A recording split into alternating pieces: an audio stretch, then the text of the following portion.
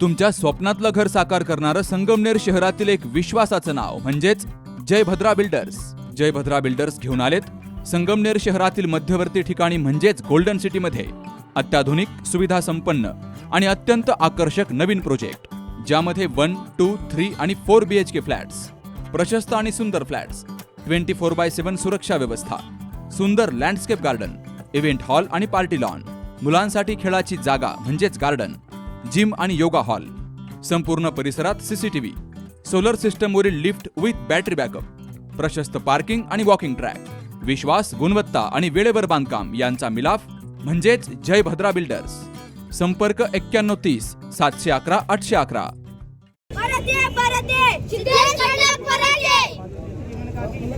बिबट्या हटवा, बिबट्या हटवा. आमचा मित्र सिद्धेश कडलगला न्याय, आमचा मित्र सिद्धेश कडलगला न्याय. बिबट्या हटवा. आम्ही ज्यावेळेस घास कापत असतो किंवा आम्ही शेतामध्ये गायांना चारा काढण्यासाठी जातो, त्याबरोबर आमची मुलं ज्यावेळेस दूध घालण्यासाठी गावामध्ये जातात, तरी आमचा जीव हा भांड्यामध्ये असतो की माझा मुलगा व्यवस्थित घरी येईल की नाही. त्यामुळे मी शासनाला एकच सांगत आहे की तुम्ही काहीही करा, पण या बिबट्यांची काहीतरी व्यवस्थित अशी व्यवस्था करा. आज शेतकरी इतका हतबल झालेला आहे, घाबरलेला आहे की घासाला पाणी भरणं आहे, गव्हाला पाणी भरणं आहे. प्रत्येक वेळेस आम्हाला शेतकऱ्यांना तिथं जावं लागत आहे. शेडगावमध्ये आताच आमच्या गावामध्ये श्रीराज पड या मुलावरती वाघाने हल्ला केला होता, पण त्या ज्यावेळेस आई घास कापत असताना मुलगा बसलेला असताना तिचा देखत मुलगा ओढून नेला. त्यावेळेस ती माता आणि तिची आजी हे दोघे जण त्या शेतामध्ये उसामध्ये पळत त्यांनी त्या बिबट्यापासून त्या महिलेने आपल्या मुलाचा जीव वाचवला. पण एवढा वेळेस नाही, कालच्याच काल आमच्या इथं 2:45 वाजता म्हणजे गेटवर उडी मारून देखील वाघ कोंबड्या पकडण्यासाठी आलेला होता. प्रतापपूरला 9 वाजता एका शेतकऱ्यावरती बिबट्याने पाणी बारा देता हल्ला केलेला आहे. म्हणजे शेतकरी आज इतका हतबल झालेला आहे की तो इतका घाबरलेला आहे, तो आज म्हणजे स्वतः मरण डोळ्याने बघत आहे. ज्यावेळेस आपण बारा द्यायला जाऊ त्यावेळेस वाघ आपल्यावर हल्ला करतो की काय, आणि ज्यावेळेस एखादा घरातून माणूस शेतामध्ये बारा द्यायला जातो त्यावेळेस त्या घरातले पालक म्हणजे त्यांची स्वतःची पत्नी देखील आज विचार करत आहे की माझा नवरा सुरक्षित आहे का, माझी मुलं सुरक्षित आहे का. आपण लोक आणि पानसरे या महिला बिबट्याच्या हल्ल्यात त्यांची जीव गमवावा लागला. आणि आजही परिस्थिती अशी आहे, रस्त्याने जर रात्रीच्या वेळेस गाडी चालली तर तो बिबट्या असं उडी मारून गाडीला किती वर्ष जखमी केला त्यांनी. आता काही पण बघितलं काही सत्तर भेटायला देवळामध्ये कितीतरी ठिकाणी असे हल्ले झाले. आणि बघितलं तुम्ही ताज्या घटना त्याचा लहान लहान मुलांचे असेल, शेतकरी आता आमच्या घराच्या घरी ऊसाचा रोज एवढं जोराजोरात दिवसात आवाज येतो, म्हणजे आमच्या मुलांना आम्ही घराबाहेर पाठवायचं नाही अशी परिस्थिती झाली. आणि प्रशासनाकडे गेलं नक्की आपण किती त्यांच्या कामाला किती लक्ष देऊ. म्हशीच्या कामाला प्रशासन झालं तर चिया मला मला काहीच नाहीये. अशा वेळेस काय करायचं, प्रत्येक वेळेस आपण व्यवस्थित करायचे का. मध्ये बसून आम्हाला बोलू द्या. अरे कुठे गेला तो. मध्ये बसून आम्हाला किंमत काय कळणार. राम साहेब, आज इथे कुणीही राजकारण म्हणून आलेले नाही. आज इथे सत्यजित दादा आमदार म्हणून आलेले नाही. आज इथे मी युवक काँग्रेसची अध्यक्ष म्हणून आलेले नाही, मी इथे एक आई म्हणून आलेली आहे. आज इथे प्रत्येक माझी माता भगिनी ती एक आई म्हणून आलेली आहे. इथे असलेला प्रत्येक पुरुष एक वडील म्हणून आलेला आहे, जे घाबरलेले आहेत आपल्या मुलांसाठी, आपल्या लेकरांसाठी. तरी तुम्हाला आचारसंहितेचं पालन करायचं असेल तर ही एवढी मोठी शोकांतिका दुसरी कोणतीच नाही. जसं दादा म्हणाला, बिबट्या आचारसंहिता बघून हल्ला करत नाही. त्याच्यामुळे आपण लवकरात लवकर खाली यावं, नाहीतर हा रस्ता तर बंद झालेलाच आहे, मग हायवे सुद्धा बंद होईल हे लक्षात घ्या. आज संगमनेर तालुका एकजूट झालेला आहे, एक साथ आलेला आहे एवढ्यासाठी की लेकरांचे जीव, आपल्या मुलांचे जीव धोक्यात आहे. प्रत्येक आई वडील त्यांना काळजी वाटत असते की आपल्या मुलाला किंवा मुलीला शाळेत पाठवता येईल. सकाळी लवकर शाळा असते, 7 वाजताच घरातून निघावं लागतं. कधी कधी येताना उशीर होतो. संगमनेरवरनं बस पकडून गावाकडे जाताना कॉलेजची मुलं त्यांना उशीर होतो. अंधार पडला तर अतिशय भयंकर अशी अवस्था त्यांच्या सगळ्यांची असते. काल मी स्टुडंट दादाकडनं त्यांच्या घरी गेली होती, दारावरती भेट देण्यासाठी गेली होती. मला समजलं कसे ते जात असतील. दोन्ही बाजूनी दाट ऊस असताना पाऊल वाटायला ते त्यांच्या घराकडे जातात. त्यांच्या अलीकडे त्यांचे भाऊ पण राहतात. त्यांना 3 मुली आहेत, अतिशय हुशार, अतिशय चांगलं शिक्षण घेणाऱ्या. त्या घाबरलेल्या आहेत. रोज शाळेत कसं जायचं, 6 वाजले की दरवाजा बंद करून आतमध्ये बसावं लागतं. त्यांना न्याय कोण देणार, त्यांच्यासाठी कोण उभा राहणार. आज सर्वजण आम्ही एकत्रित आलो आहोत. हे आपल्या सर्वसामान्य गोरगरीब आपल्या शेतकऱ्यांसाठी आपण एकत्रित आलो आहोत. आता काय किती हाल आपल्या शेतकऱ्यांनी सोसायटीत मला माहिती नाही. शेतकरी हे आपल्या देशाचं, खरं तर शेतकऱ्यांचं हित जे आपल्या देशाचं धोरण पाहिजे, तर सर्वात जास्त दुर्लक्षित कुठे असतील तर ते आपले शेतकरी आहेत. त्यांच्या मेहनतीला, त्यांच्या मालाला तर भाव नाही, त्यांच्या मेहनतीला मालाला मोल नाही, पण त्यांच्या जीवाला सुद्धा मोल राहिलेलं नाही. मला वन विभागाच्या अधिकाऱ्यांना एवढं सांगायचंय, साहेब तुम्ही बिबट्या पकडतात, एका बाजूने घेतात, दुसऱ्या बाजूकडे सोडून देतात, पण त्या बिबट्याला 4 पाय आहेत ना. ते परत जातील मनुष्यांच्या वस्तीवरती, आणि बिबटे सुद्धा माणसासारखे आळशी झालेले आहेत. त्यांना जंगलामध्ये राहायचं नाही, त्यांना काही तिथं काय सापडेल ते शोधून खायचं नाही, त्यांना सुद्धा आईचं पाहिजे. ते सुद्धा बघतात की ऊसाची शेती कुठं, पाण्याची सोय चांगली कुठं, वस्तीवरती कोंबड्या कुठे जास्त, शेळी मेंढ्या कुठे जास्त, गाया कुठे जास्त, आणि कुत्रे तर राहिलेच नाही शेतकऱ्यांच्या वस्तीवरती. एकही कुत्र पाहू शकत नाही तुम्ही ग्रामीण भागामध्ये. असं झालं असताना तरी सुद्धा तुम्ही ह्या बिबट्याला कॅटेगरी 1 मध्ये ठेवतात, शेड्यूल 1 मध्ये ठेवतात. जे सर्वात जास्त प्रोटेक्शन देणारे जे नियम आहेत ते या बिबट्यासाठी आहे. पण मनुष्याच्या प्रोटेक्शनचं काय, आमच्या लेकरांच्या प्रोटेक्शनचं काय, आमच्या माता भगिनी यांना रोज सकाळी उठून चारा काढायला जावं लागतं. चारा नाही काढला तर गायांना काय भाव घालणार, गायांनी काही खाल्लं नाही तर दूध कसं देणार, दूध व्यवसाय कसा चालणार, त्यांचं आरोग्य कसं चालणार, त्यांचं घर कसं चालणार, हा विचार आपण सर्वांनी केला पाहिजे. मला एकच या शासनाला सांगायचं आहे की तुम्ही जसं जनसंख्या मोजत नाहीये ना, तसं तुम्ही बिबट्यांची संख्या सुद्धा मोजत नाहीये. तुम्हाला बिबट्यांची संख्या मोजलीच पाहिजे. या महाराष्ट्रामध्ये, या जिल्ह्यामध्ये, या तालुक्यामध्ये किती बिबटे आहेत त्याची सरासरी आपल्या वन विभागाच्या प्रत्येक अधिकाऱ्याकडे पाहिजे. त्यांना टॅग करता आलं तर टॅग करा, पण किती आहेत ते आम्हाला मोजून सांगा. कारण मी खात्रीने सांगू शकते ते आता कॅटेगरी 1 मध्ये राहिलेले नाही, ते कॅटेगरी 5 मध्ये गेले असतील. कॅटेगरी 5 म्हणजे काय, जे आपल्या शेतीला किंवा माणसाला नुकसान करणारे जे जनावर असतात ते कॅटेगरी 5 मध्ये असतात. आणि बिबटे सुद्धा तेच झालेले आहे हे आपल्या सर्वांना समजलं पाहिजे. जरी त्यांना पकडलं त्यांची व्यवस्था पुरेशी नाही. शासनाची भूमिका अत्यंत पीडित निर्माण करणं, राग निर्माण करणं. किंवा माणसाच्या जीवाची काही पर्वा आहे की नाही, शेतकऱ्यांच्या जीवाची काही पर्वा आहे की नाही, त्या शेतीच्या वडिलांची, त्यांच्या आई वडिलांची अवस्था आपण पहा. आणि मग शासन या असंवेदनशीलतेने या प्रकारे पाहतंय ते बरोबर खूप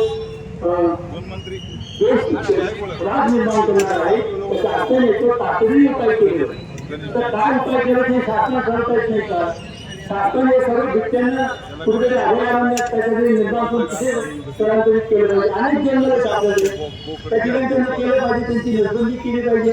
कायद्यामध्ये डोळे करून जे असे प्राणी बनतात त्यांच्या त्या ठिकाणी त्यांना गोळी घालण्याचे किंवा त्यांच्या त्या ठिकाणी ते कायद्यामध्ये बदल त्यांनी केले पाहिजे. आज खरोखर सगळं कृषी प्रधान देश आहे. लोक ते राहत आहेत, महिला गरजेचे आहेत, लहान मुलं गरजेचे, त्यांना शाळेत जायचं असतं, त्याची कामं करायची असतात.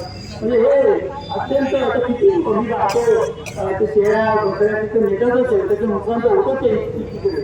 दुसरीकडे त्याला कुठल्याही प्रकारचं त्या ठिकाणी स्वतःच्या जीवाला सर्वच नाही. त्याचा असताना तर तशा पद्धतीने सांगितले पुढे शेळ्या सोडून माणसं करून असे अशाच उपाय सुचवण्यापेक्षा त्यांनी कुठेतरी गंभीरपणाने किती लोकांनी हा प्रश्न मांडलाय. रोज लोक त्या ठिकाणी प्रश्न मांडतायत, गावागाव लोक त्या ठिकाणी प्रश्न मांडतायत. तरी शासनाने काय घेणार आहे हे आम्हाला समजत नाही. संध्याकाळी कामावरून परत जाताना देखील लोक आता घाबरायला लागलेले आहेत.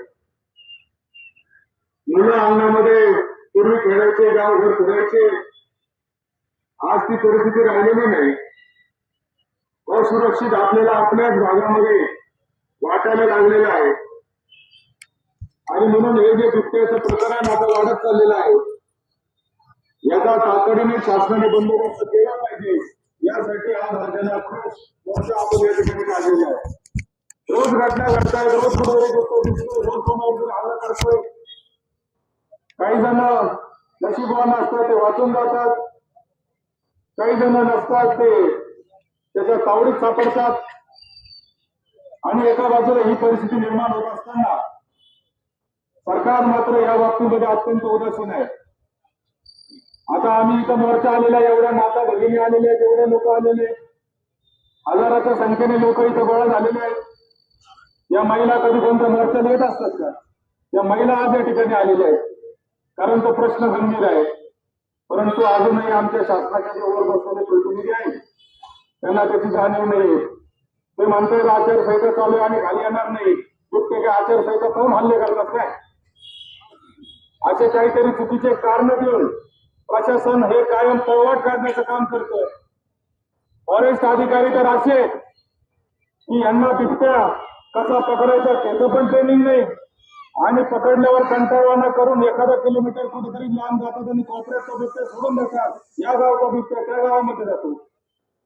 बिबट्यांना त्यांना करून दिलेला आहे का बिबट्या जर पकडला तर तो बिबट्या प्रभाग क्षेत्र जे असेल तिथंच घेऊन सोडलं पाहिजे. जुन्नर असेल किंवा बाकी ठिकाणी त्यांच्यासाठी एक खास अशी व्यवस्था केलेली आहे, त्या ठिकाणी ती बिबट्या सोडली पाहिजे. मात्र हे करत नाही. हे त्यांना पुढे घाटापर्यंत जातात, करायचे घाटापर्यंत जातात आणि तिथे हे बिबटे सोडून देतात. ते बिबटे परत दुसऱ्या दिवशी आहे त्या ठिकाणी परत पोहोचतात. बिबटे जंगलात राहिलेलेच नाहीये. बिबटे आमच्या शेतामध्ये आहे, बिबटे आमच्या उसामध्ये आहे, बिबटे आमच्या घासामध्ये आहे. आणि मग हे शेळ्या तिथं जंगलामध्ये सोडून हे सरकार नेमकं करणार काय? 1 कोटीच्या शेळ्या किती लाखाला विकत घेतील आणि काय करतील सांगता येत नाही. कदाचित शेळ्याचं नवीन घेता काही आला नाही. मागच्या 2 वर्षापासून सातत्याने आम्ही सरकारला विनंती करतोय का बिबट्यांची नसबंदी तुम्ही करा, याच्याशिवाय दुसरा पर्याय नाही. आज एकट्या संगमनेर तालुक्यामध्ये 100-150च्या वर बिबट्यांची संख्या झालेली आहे. आता हे बिबटे जे आहे ते मारायचे जरी ठरवलं तरी इतकं सोपं काम नाही. अशा परिस्थितीमध्ये 2 प्रकारच्या उपाययोजना करणं गरजेचं आहे. एक दीर्घकालीन उपाययोजना करणं गरजेचं आहे, ज्याचा परिणाम आपल्याला 1-2 वर्षांनी बघायला भेटेल. याच्यामध्ये नसबंदी हाच एकमेव पर्याय आहे. त्यासाठी मी स्वतः केंद्रीय वनमंत्री भूपेंद्र यादव यांना मागच्या वर्षी जाऊन भेटून आलो. त्यांना सांगितलं की बिबट्याची नसबंदी करण्याची तुम्ही परवानगी द्या. त्यांनी सांगितलं का बिबट्या हा शेड्यूल 1 मधला प्राणी आहे. शेड्यूल 1 मधला प्राणी म्हणजे दुर्मिळ प्राणी आहे. तो दुर्मिळ असल्यामुळे त्याला मारता येत नाही, त्याची नसबंदी करता येत नाही. आणि त्यांनी जर कायद्याने जर त्याची संख्या कमी झाली तर आम्ही अडचणीत येऊ. मी त्यांना सांगितलं पूर्ण देशामध्ये कदाचित बिबट्या तुमचं दुर्मिळ असेल, पण आमच्या महाराष्ट्रामध्ये आणि आमच्या जिल्ह्यामध्ये आणि आमच्या तालुक्यात आता बिबट्या हा गल्लोगल्ली दिसायला लागलेला अशी परिस्थिती आहे. त्यामुळे याची नसबंदी झाली पाहिजे याची मागणी केली. त्यांनी सांगितलं की राज्य शासनाने जर तसा प्रस्ताव पाठवला तर आम्ही ती मान्य करू. आम्ही पण पाठपुरावा करून राज्य शासनाला प्रस्ताव पाठवायला लागला आणि मागच्या आठवड्यामध्ये त्याच्या नसबंदीसाठी प्रायव्हेट तत्वावर परवानगी जुन्नर आणि सगळ्या परिसरामध्ये द्यावी. तुम्ही जर बिबट्या पकडायला गेला तर कायद्याने त्याला कोणती अडचण येता कामा नये. नाहीतर बिबट्या पकडला तुम्ही तर 3 वर्षाचा कारावास आहे कायद्याने. त्यामुळे शेतकरी बिबट्या पकडू पण शकत नाही. त्याच्यामुळे कायद्यातून त्याला ती सुटका मिळाली पाहिजे. जो नरभक्षक बिबट्या असेल त्याला मारायची परवानगी मिळाली पाहिजे. जे शेतकरी बांधव आमचे त्या ठिकाणी स्वसंरक्षणासाठी त्यांना बंदुकीचे लायसन त्या ठिकाणी दिले पाहिजे. जेणेकरून हे जे जंगली प्राणी आहेत या प्राण्यांपासून म्हणतो बिबट्या असो किंवा रानडुक्कर असो कोणत्याही प्राण्यापासून आपल्या शेतकऱ्याचा बचाव झाला पाहिजे. यासाठी शेतकऱ्याला देखील आता तुम्हाला सक्षम करावं लागणार आहे. त्याला देखील तुम्हाला ताकद द्यावं लागणार आहे. आणि म्हणून हे सगळ्या उपाययोजना सरकारने केल्या पाहिजे. त्याचबरोबर आज आमच्या इथे कडलक नावाचा सिद्धेश कडलक नावाचा 6 वर्षाचा मुलगा आहे. एकुलता एक मुलगा आहे त्याचा. एकुलता एक मुलगा आहे सिद्धेश. 6 वर्ष तो मुलगा त्याच्या समोर लहानाचा मोठा झाला. बापाने स्वप्न पाहिलं असेल की पोरगा मोठा होईल, त्याला चांगलं शिक्षण देऊ, शिकल्यानंतर तो कमवता होईल, माझं पण काळजी घेईल, माझ्या परिवाराची काळजी घेईल. अरे बघता बघता डोळ्यासमोर तो बिबट्या घेऊन गेला. एक बाप हतबल झाला, काही करू शकला नाही.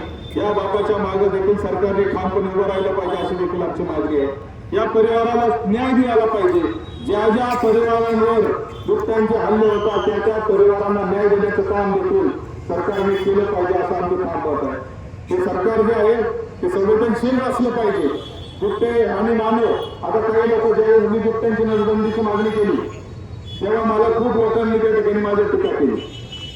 मला म्हणले तुम्ही झाडं तोडले, जंगल तोडले, तुम्ही त्या प्राण्यांच्या क्षेत्रामध्ये जाता म्हणून प्राणी तुमच्यावर हल्ले करतात. अहो आता ते काय बिबटे काय जंगलातले राहिले का? त्यांना शिकार करून मारायची सवय आहे का? त्यांना सवय नाही. त्यांना आता सगळ्या सोप्या गोष्टींची सवय झालेली आहे. आणि म्हणून हे बिबट्यांची संख्या पण वाढते आणि त्यांना सहज काय बक्ष मिळेल त्याच्याकडे त्यांचं लक्ष राहिलेलं आहे. आणि म्हणून हे बिबटे तातडीने कडक कारवाई करून या बिबट्यांचा बंदोबस्त केलाच पाहिजे. नाहीतर अन्यथा पुढच्या काळामध्ये उग्र असं आंदोलन हे शेतकरी करतील. इथं आता गोवंश हक्कबंदीच्या बाबतीमध्ये कोणीतरी सांगितलं त्या आपण भाकड जनावरांच्या आपण भाकड गाई ज्या आहेत त्या विकायला बंदी आहे. त्या शेतकरी सांभाळू शकत नाही. गोरे होतात, गोरे आपण सांभाळू शकत नाही.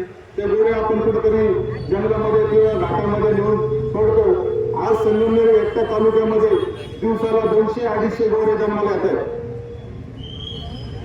200-250 आणि ते गोरे तिथे जर सोडले तर ते गोरे सुद्धा त्या ठिकाणी टिकत नाही अशी परिस्थिती आहे. बिबट्या सुद्धा त्यांना काही करत नाही ही वस्तुस्थिती आहे.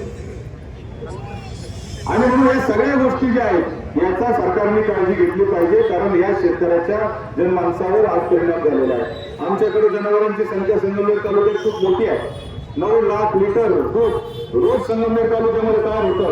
1,70,000 गाई संगमनेर तालुक्यामध्ये आहे. आणि म्हणून खऱ्या अर्थाने इथं बिबट्यांची संख्या वाढत चालली. ऊसाची शेती आणि दुधाचे उत्पादन याच्यामुळे बिबट्यांची संख्या आपल्याकडं खूप मोठ्या प्रमाणावर वाढते. जोपर्यंत प्रांताधिकारी खाली येत नाही तोपर्यंत इथून एकही माणूस हलणार नाही असं मी या निमित्ताने सांगतो. आणि तो बसून राहणार आहे. आणि त्यांना जर वाटत असेल तर असे होते तुम्ही त्यांच्या वरिष्ठांची परवानगी घ्यावी, परंतु इथून आम्ही हलणार नाही म्हणजे नाही. वडील आलेले आहेत त्याचा एकूण तो एक पोरगा त्या बिबट्याने तिथे ठार मारलेला आहे. तो इथे उन्हात बसलेला आहे. आपल्याला बिलकुल हलायची गरज नाही. इथं काय आपण फोटो काढायला शो काढायला आलेलो नाही. आपण इथं आलेलो आहे त्याला न्याय मिळवून देण्यासाठी आलेलो आहे. आणि जोपर्यंत या सरकारला आणि त्यांच्या त्या प्रतिनिधींना कळत नाही तोपर्यंत इथून कोणी हलणार नाही. आणि जर कोणाला उन्हाचा त्रास असेल होत असेल त्यांनी जाऊन मी मात्र एकटा इथं बसून राहणार जोपर्यंत सिद्धेश वडिलांना न्याय भेटणार नाही. एका पेपरच्या बातमीपुरतं फोटो करून सोशल मीडियाला टाकण्यापुरतं आंदोलन नाहीये. आज ही वेळ त्याच्यावर आलेली आहे. उद्या तुमच्यातलं कोणावर पण येऊ शकते. आणि एक प्रसंग तर 1 वर्षापूर्वी असा झालेला आहे की आपल्या जिल्ह्याचे पालकमंत्री आदरणीय राधाकृष्ण विखे पाटील साहेबांचा नातू आणि आमच्या शालिनीताई विखे या शेतामध्ये जेवण करत असताना तिथं बिबट्या येऊन गेला होता. तुम्ही कदाचित वाचलं असेल ते. बिबट्या काय गरीब श्रीमंत मोठा छोटा पाहून येत नाही.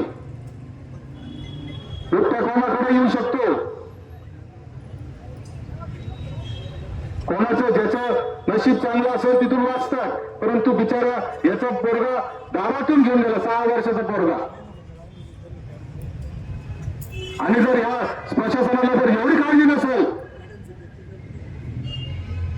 तर इथून एकही माणूस हलणार नाही. आणि डीवायएसपी साहेब जाऊन सांगा त्या प्रांत अधिकाऱ्यांना ही पद्धत चालत नाही.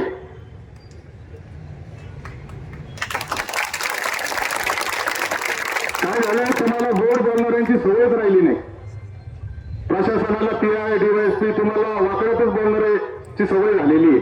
त्याच्यावर तुमच्या ते सॉफ्टवेअर मध्ये ती सिस्टीमच अशी झाली की वाकडं बोलल्याशिवाय तुम्ही ऐकतच नाही. आम्ही एवढे प्रेमाने बोलतोय तरी तुम्हाला कळतच नाहीये. आमची चूक आहे बा. आम्ही आमच्या तालुक्यात बाळासाहेब थोरातांचे संस्कार आहे, अधिकाऱ्यांशी चांगलं वागा, चांगलं बोला, ही आमची चूक आहे. ही आमची चूक वाटते आम्हाला. तुम्ही हातावर हात घालून तिथे उभे आहे केव्हाचे. एसीएफ हे बघा, ते वन खात्याचे अधिकारी आहेत. शासनाचा प्रतिनिधी कोण येतं? शासनाचा प्रतिनिधी कोण आहे? त्यांनी खाली यावं, विषय कट. पण हे काय, हे बघा, हे जर राजकीय पक्षाचं आंदोलन असतं, याच्यात आमचे वैयक्तिक काही स्वार्थ असते, आम्ही समजू शकतो. अहो, त्याचे वडील आलेले त्या मुलाचे, एवढी तर सहानुभूती ठेवा. आपल्याला नाही का मुलं? कायदा व सुव्यवस्था सांभाळणं ही पोलिसांची जबाबदारी आहे, प्रांत अधिकाऱ्यांची नसेल तरी. तुम्ही सांगा त्यांना, उद्या कायदा व सुव्यवस्था जर सगळे जर आज जर घुसले मग काय करणार?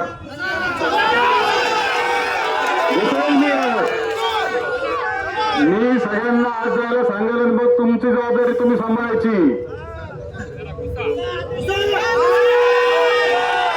इलेक्शनचा याचा काही संबंध नाही. असेल इलेक्शनचा संबंध असेल तर लेखी द्यावं का आचारसंहिता भंग आहे, मी तुम्हाला सांगतो, मी सोडून देईल विषय. लेखी द्यायचं पण आम्हाला.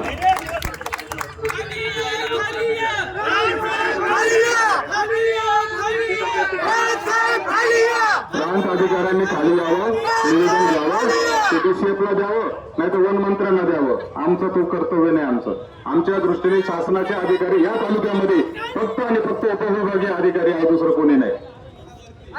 आणि इथं जर उद्या कायदा व सुव्यवस्थेची परिस्थिती निर्माण झाली तर त्याची सर्वस्व जबाबदारी ही पोलिसांचे प्रमुख म्हणून तुमची राहील. त्यामुळं सगळ्यांनी खाली बसून घ्या, आनंद वरती बसून घ्या. एक दिवस उन्हात राहिल्याने काही फरक पडणार नाहीये.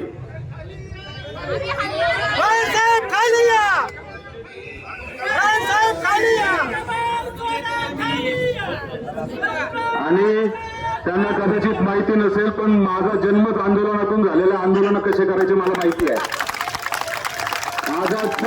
आझाद मैदान पोलीस स्टेशन मुंबईचं असो, नाहीतर दिल्लीचं जंतर मंतर असतो, सगळीकडे केसेस होते माझ्यावर. दहा मिनिटाचा प्रांत आला नाही तर मग कलेक्टरला यावं लागेल, अशी परिस्थिती निर्माण करू नका आपण.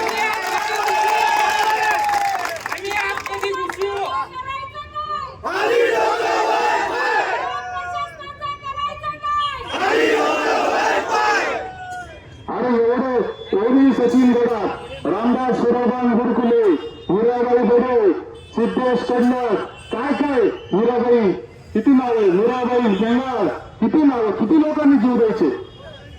पप्पू दुधावडे, किती लोकांचे जीव गेले. आपण काय इथं राजकीय आंदोलनाला आलो असतो तर मी समजू शकतो, परंतु हे राजकीय आंदोलन नाही. किती वेळा आपण ही गोष्ट समजून सांगायची. आणि म्हणून एकच गोष्ट आहे, ज्याला उन्हाचा त्रास असेल, मला माहिती आहे की आपण काम धंदे सोडून सगळेजण उन्हाताना तिथं आलेले आहात. ज्याला नाही असू शकते, त्रास होऊ शकतो, असं काही नाही. होत असेल तर काय हरकत नाही. शेवटी तुमचा प्रतिनिधी म्हणून मला तर बसणंच आहे. मी तर काय उठत नसतो. तुमचा प्रतिनिधी म्हणून मी तर बसणारच आहे. आणि मी एकटा जितका उशीर होत जाईल तितकं यांच्या वरिष्ठांना येत राहावं लागेल.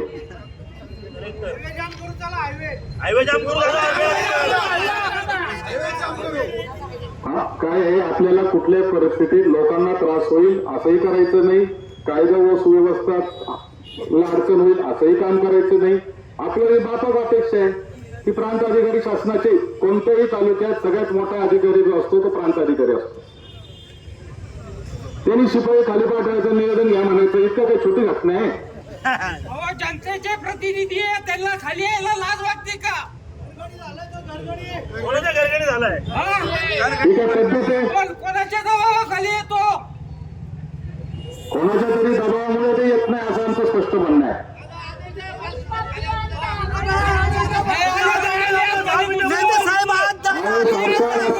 सरकार असं पाहिजे की या ठिकाणी आता त्या कडलक परिवाराला मदतीचा चेक घेऊन इथं सरकार हजर पाहिजे होतं.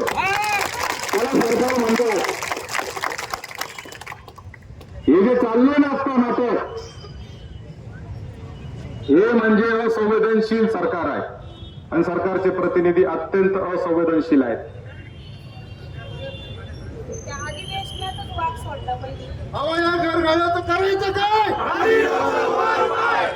मॉमेबल fertility and test tube baby centre. पालक होण्याचं स्वप्न आता होईल साकार. डॉक्टर एकता जगदीश वाबळे यांच्या Momable fertility and test tube baby centre तज्ज्ञांसोबत तुमचं स्वप्न पूर्ण करा.